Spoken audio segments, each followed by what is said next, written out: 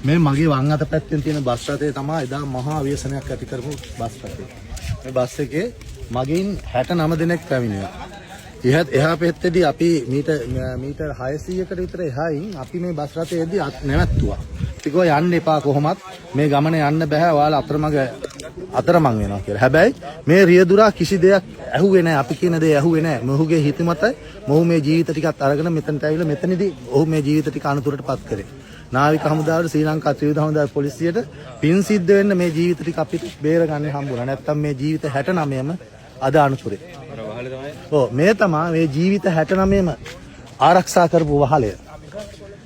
මේ කතාවක් කියන්නේ. ඔව් අරන්ගත්ත දාපු. ඔව් ඊට පස්සේ නාවික හමුදාවේ බෝට්ටුවක් ඇවිල්ලා මේ බස් රථයේ හිටපු සියලු දෙනාම මේ වහලට නැග්ගුවා. ඔවුන් අරගෙන ඔවුන්ගේ ජීවිත 48ක කාලයක් වඩා කාලයක් ආරක්ෂා කරලා නේවි එක යුද හමුදාව ත්‍රිවිධ හමුදාව පොලිසිය සියලු දෙනාම එකතු වෙලා තමයි මේ ජීවිත ටික ඔවුන්ගේ ජීවිත ගැන හිතන්නේ නැතුව තමයි කටයුතු කරලා මේ ජීවිත ටික බේරගත්තේ. අර වහල තමයි වටේ ඇගලා ඉන්නේ. ඔව් මේ වහල තමයි. 69ක් බේරගත්ත වහල.